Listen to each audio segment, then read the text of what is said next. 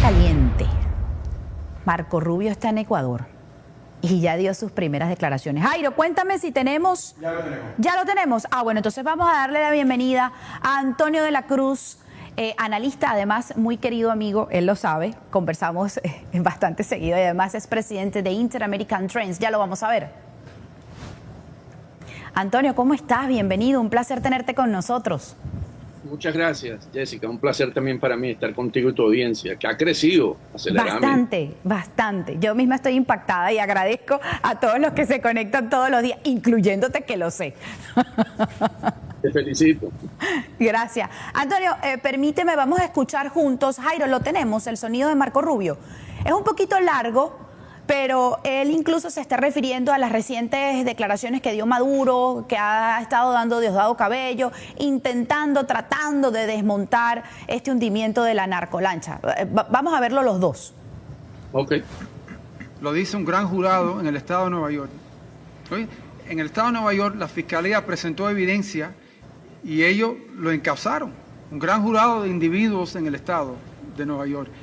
Salió después, hace 2 años, un nuevo encauzamiento que detalla el papel que tomó Nicolás Maduro, especialmente empezando en los años de Chávez, con la droga. Así que nosotros no estamos, a mí me preguntan ustedes de las Naciones Unidas, están en desacuerdo, a mí no me importa lo que dicen las Naciones Unidas, a mí no me importa. Nosotros eres un fugitivo de la justicia norteamericana, no es el líder legítimo de Venezuela, no lo hemos reconocido, eres un fugitivo encausado que está enfrentando cargos en el Distrito Sur de Nueva York, en los Estados Unidos, por un gran jurado. La otra pregunta fue que si nosotros vamos a hacer acciones parecidas a lo que ocurrió el otro día con estos grupos narcoterroristas en países que son aliados. Y le diré que en esos países, por ejemplo, posiblemente no sea necesario, porque esos países lo van a hacer o van a cooperar con nosotros. Van a cooperar con nosotros en esas acciones. No, en el caso de Venezuela no pueden cooperar con nosotros porque ellos son parte del terrorismo. No es un gobierno. Vamos a estar claros, Nicolás no es un gobierno ni es un régimen político. Es una organización terrorista de crimen organizada que se ha apoderado de un territorio nacional y están utilizando ese territorio nacional para ellos convertirse ricos, para ellos convertirse en personas con billones de dólares. Y por eso son encausados por las Cortes de Estados Unidos. Pero en el caso de Ecuador, en el caso de otros países amigos, esos países están cooperando con nosotros. Fuertes declaraciones, no me importa lo que digan las Naciones Unidas, eso es un cártel, es una organización narcoterrorista. Aunado a eso que dijo el secretario de Estado Marco Rubio, Antonio, ayer Diosdado Cabello estaba bastante preocupado por el proceso legal, el marco legal que se lleva acá a lo interno de Estados Unidos. Es decir, si el presidente Donald Trump podría enfrentar quizás algún señalamiento de parte del Congreso porque decidió accionar, hundir esta lancha y por lo menos no interceptarla. Para Diosdado Cabello no se respetaron los derechos humanos de estas 11 personas, no se respetó el debido proceso, no está el Estado de Derecho para estas personas. Curioso que lo diga Diosdado Cabello, pero entonces, ¿por qué el presidente Donald Trump puede dar una orden de ese tipo y no tiene que esperar a alguna aprobación de del Congreso? Corrijo.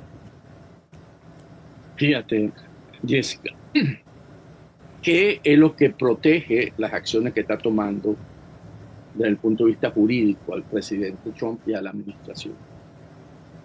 Que ellos fueron creando paulatinamente cómo es que ese cartel se convertía en una amenaza para la seguridad al declararlo una organización terrorista global.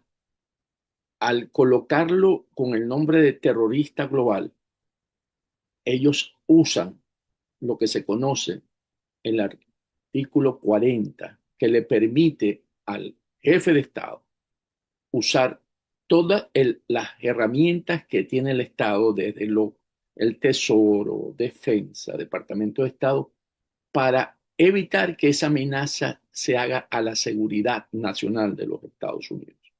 En ese momento pierde la inmunidad de Estado Maduro, y por eso lo resalta mucho Marco Rubio. Nosotros no lo reconocemos como un jefe de Estado.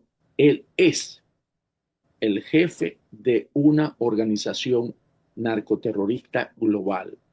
Porque si se reconoce como jefe de Estado, entonces el artículo que estaría desde el punto de vista legal es el artículo 10, en la que sí tendría que ir el presidente a solicitar la autorización del Congreso de los Estados Unidos para poder usar la fuerza contra ese Estado y a la vez, ¿verdad?, brindar de alguna manera las justificaciones, pero al declararlo como una organización terrorista global, Maduro se le acaba la inmunidad y por lo tanto es un objetivo militar que y lo dijo Marco otra vez, Rubio, hoy en sus declaraciones, que tiene que ser traído ante la justicia de los Estados Unidos para que rinda ante el juez el encauzamiento que tiene en la corte o en la fiscalía del Distrito Sur de Nueva York.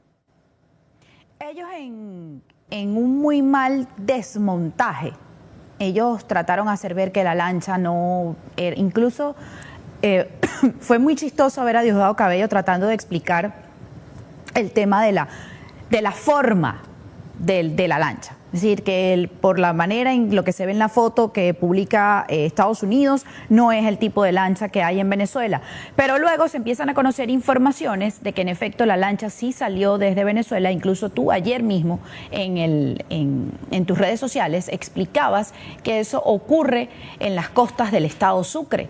Y conforme pasan las horas, se conocen incluso más detalles de a dónde pertenecían estas personas, que entiendo son pescadores, y que los cárteles de esa zona le pagan a esos pescadores para realizar precisamente el traslado de esta mercancía. Incluso la periodista Sebastiana Barraez, por ejemplo, decía, al ser detectados, parte del cargamento fue lanzado al agua. Entonces, no sé si hay más detalles acerca de esta información, Antonio. Sí, claro. Este es una operación que montó el Cartel de los Soles ante el cerco que tiene en este momento frente a la fuerza militar en el Caribe Sur de los Estados Unidos para burlar el cerco, pensando en que podían de alguna manera usar estos lanchas con alta velocidad, con 4 motores de 200 caballos de fuerza, y buscar cómo poder seguir, como lo dices tú, llevando la merca, porque sabemos que eso es un compromiso que tiene el Cartel de los Soles con los proveedores de la merca. Entonces, ¿qué ocurre? Que en San Juan de Unare, que fue donde partió la lancha, los Estados Unidos, ante la cobertura que tiene hoy de todo lo que es la frontera marítima venezolana, detectó los movimientos con anticipación y pudo, a través de drones, a través de tener toda, y de los satélites, tener toda la información. Sabían cómo estaban actuando, los vieron cargando la lancha, vieron que cargaron municiones también, porque van armados. Ellos no salen de ahí, van armados, llevan GPS, ¿verdad? Y entonces, pensando que podían burlarlo, porque supuestamente el coronel Quiñones dijo esta mañana en un programa de televisión de que habían escuchado hasta las conversaciones cuando se comunicaban con un alto jerarca en Caracas, que le decía, los mismos que iban en la lancha, ¿qué hacemos si aparece las fuerzas militares de Estados Unidos? Sigan para adelante, porque ellos no les van a disparar, porque ellos no tienen, ¿verdad?, la voluntad, los pantalones para hacerlo. Eso sucedía a lo mejor con la administración Biden, pero hoy lo que muestra la administración Trump, y eso aquí es lo fuerte de lo que ocurrió, es un cambio en las reglas de juego. El mensaje es claro. La era de la disuasión blanda terminó. Ahora básicamente la coerción es creíble. Y entonces, precisamente, asumiendo que podían burlar el cerco, se atrevieron para ir a Trinidad, que era el primer lugar donde llevaban la merca, y de ahí seguir supuestamente hacia los Estados Unidos por las diferentes islas. Entonces, ¿qué ocurrió? Que además, cuenta este coronel, y es importante tenerlo en cuenta, el coronel Quiñones, que le dieron las alertas el helicóptero, porque bueno, primero lo siguió un dron, después el helicóptero asumió porque no había barcos de los que están ahorita ahí cerca para la operación, y entonces les dieron las alertas y dice que se dan, porque esa es la ley del mar, no estamos hablando del título 40, estamos hablando de la ley del mar, donde se le da 3 alertas para que se detengan, poder ser abordados y ver si no hay nada que sea ilícito y poderlos dejar continuar si van en su ruta a lo que fueran a hacer. Entonces, ¿qué ocurre?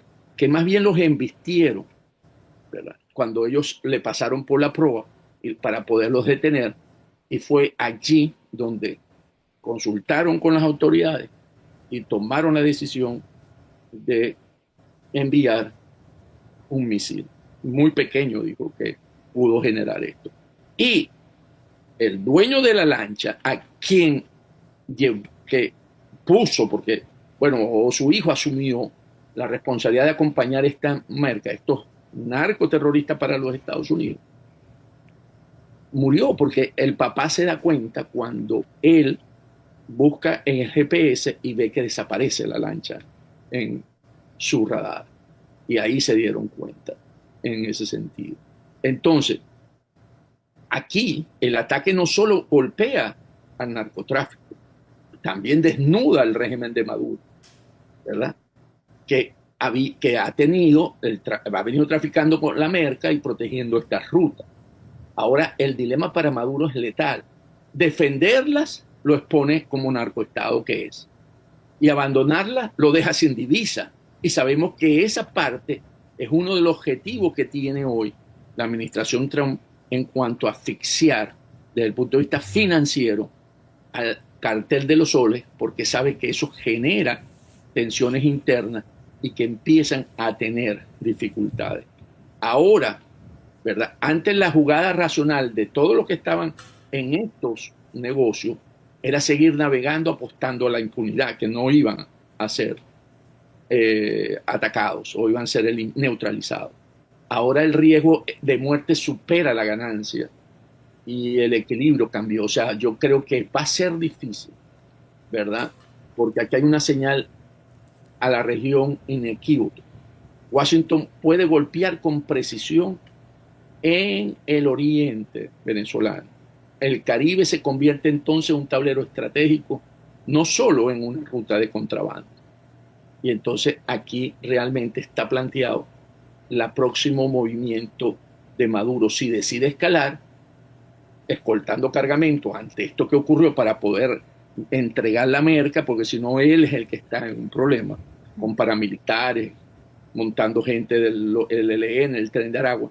El otro elemento importante es que esa zona es controlada por el Tren de Aragua. Esa iba a ser mi pregunta. ¿Por qué desde Estados Unidos el propio presidente Donald Trump dice integrantes del Tren de Aragua y no del Cártel de los Soles? Hacia allá iba. Porque el Tren de Aragua controla desde hace tiempo, esto tiene mucho tiempo, el control de esa zona del oriente del país, ¿verdad? Sobre todo en ese pueblo. El Tren de Aragua tiene la presencia y lo controla. Y ahí el Tren de Aragua lo que se ha convertido es básicamente en un prestador de servicio para el cartel de los soles. O sea, el cartel de los soles como estructura de Estado, ¿verdad? Es el que él permite que todo circule internamente, pero no utiliza los barcos de la Armada, no utiliza por ahora, ¿verdad? No utiliza la infraestructura para trasladar la droga.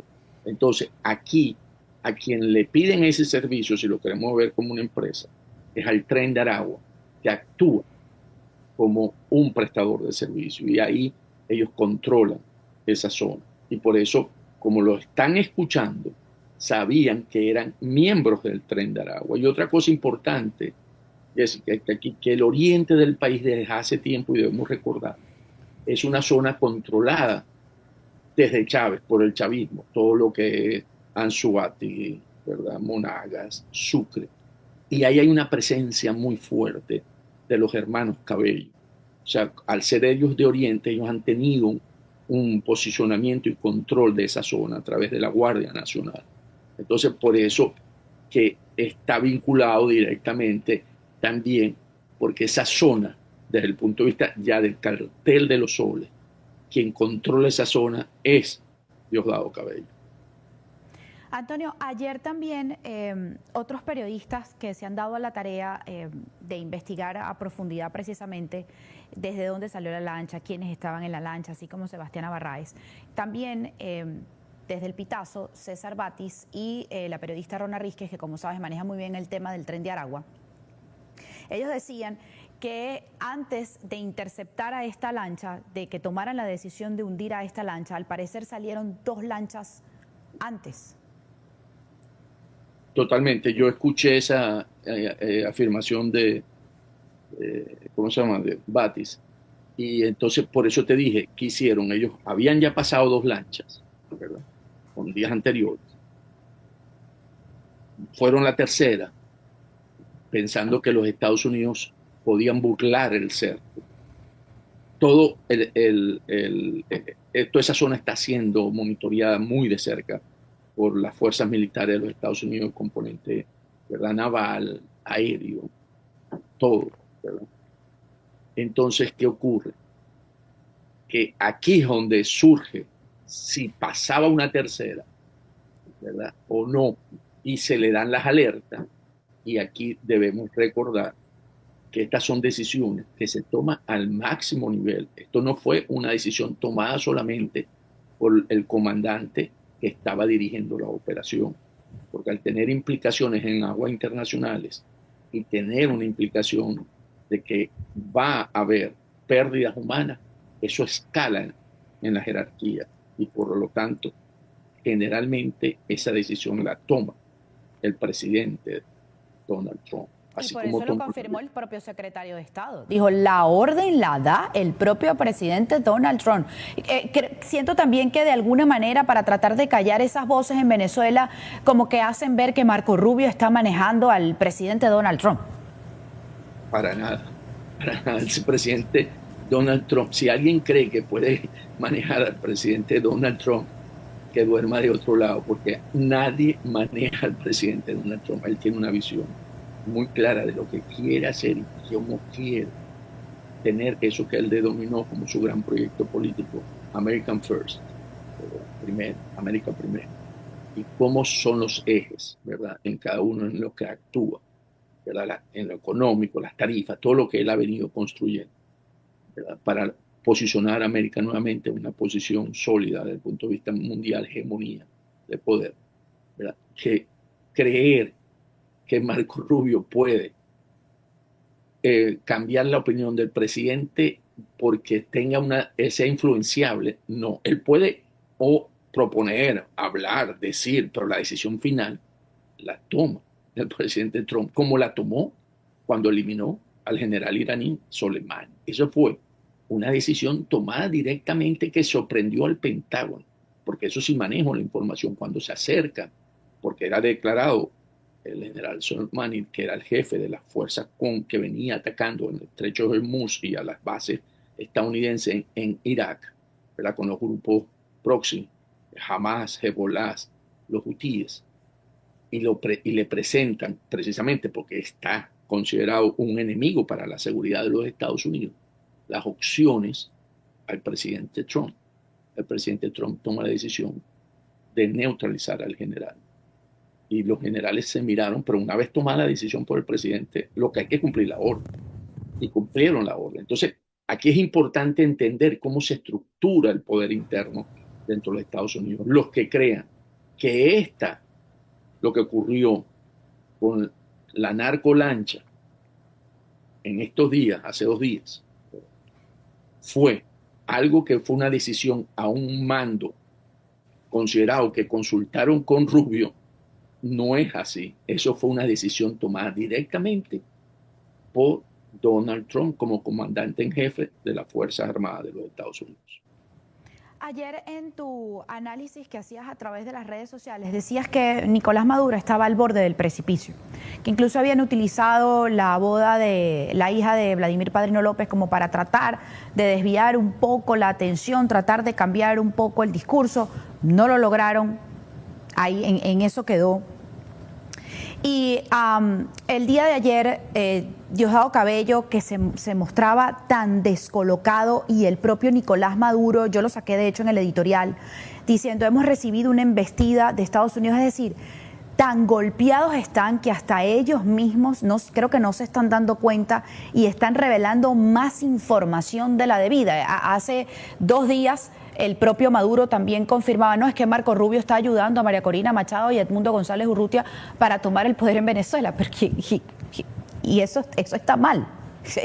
Son ellos los que están de facto en el poder. Entonces, que él empiece a hablar así, que se les empiecen a salir esas cosas, es porque están tan mal o lo están haciendo a propósito, están mandando un mensaje más allá.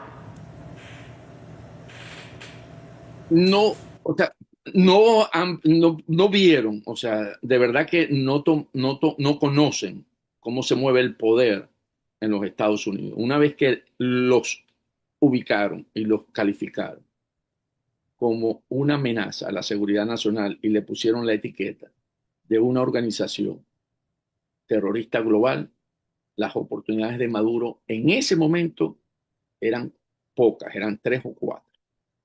Pero a medida que ha ido transcurriendo el tiempo y Maduro sigue manejando al cartel de los soles y siguen enviando droga a los Estados Unidos y sigue manejando el mercado ilícito para financiarse y el terrorismo de Estado en Venezuela para poder someter a una población y no cumplir con la soberanía popular del 28 de julio. Esto ha venido avanzando y lo que avanza es que cada vez la presión es mayor, cada vez lo van cerrando en sus opciones, porque lo que vimos ayer en escena, como lo dices, la que amenaza Diosdado Cabello a María Corina Machado, la líder de la Fuerza Democrática, revela el núcleo de lo que es la organización narcoterrorista global, porque no es defensa nacional, es represión disfrazada de soberanía, y es el miedo como mecanismo de control. Entonces, al convertir a María Corina en un blanco de represalia, confirma 3 grandes realidades. El régimen ya se sabe, o el cartel ya se sabe, vulnerable. La Fuerza Democrática es el verdadero enemigo interno, porque fue lo que logró que el 28 de julio se demostrara con las actas que había ganado Edmundo González Urrutia. Ese es el verdadero enemigo interno. Y usan la violencia, es el último recurso que tienen y que están haciendo para retener el poder.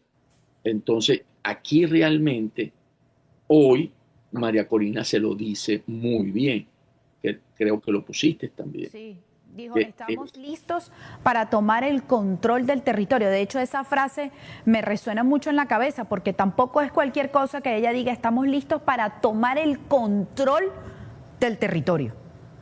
Y les dice: es hora de irse. Ya le dice: es hora de irse. Cuando le dice es hora de irse, tienes todavía opciones de negociar con Putin para que te reciba en Moscú. Porque si él sigue insistiendo en mantenerse en el poder a troche y moche, creyendo que porque Diosdado aumente la represión interna, ¿verdad?, va a poderlo sostener, su final va a terminar o una cárcel de los Estados Unidos, o como han terminado los otros que han sido considerados enemigos terroristas, como Soleimani, como Osama Bin Laden, va a terminar neutralizado. ¿Okay?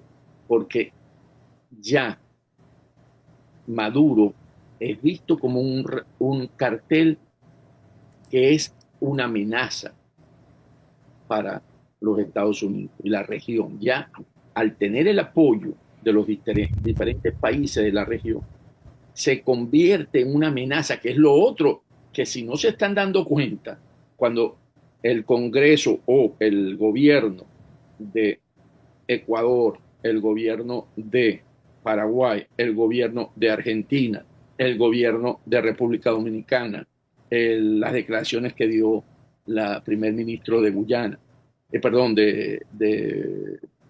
se llama? Trinidad y Tobago. Si ellos no se dan cuenta de que además se están convirtiendo en un enemigo del hemisferio, y ante la puesta de escena en China por parte de Xi Jinping celebrando los 80 años del Día de la Victoria frente a los japoneses, en la que muestra el gran poder de ellos en Asia. Estados Unidos lo que está diciendo, y lo hablamos creo que una vez cuando vimos lo de las tarifas, en una política de bloques. O sea, América es un bloque y todo lo que es Asia en la parte de la influencia china será otro. Entonces, aquí el presidente Trump también está mostrando de que este es un territorio de libertades de países que creen en la democracia y en el Estado de Derecho. Y por lo tanto, todos aquellos regímenes o gobiernos o organizaciones criminales van a tener que alinearse con esa concepción que hoy está planteada. Porque lo que se están armando y construyendo los grandes bloques del nuevo orden mundial. Y aquí entra Venezuela entonces dentro de ese espectro, y es una señal también que le están mandando a China y Rusia, que va a tener que recalibrar su relación con Maduro, porque allí también hay un mensaje para ellos, porque como Maduro se siente que ellos lo protegen, ellos van a tener que reevaluar si vale la pena seguir respaldando a este aliado que se convierte en un blanco militar directo de Estados Unidos. Antonio, muchísimas gracias. Como siempre, un placer conversar contigo. Seguimos hablando tras cámara. Muchísimas gracias por haber estado con nosotros el día de hoy. Un gran placer. Gracias. Muy bien en tus éxitos. Muchísimas gracias. Era Antonio de la Cruz, analista y además presidente de Inter-American Trains y muy querido amigo.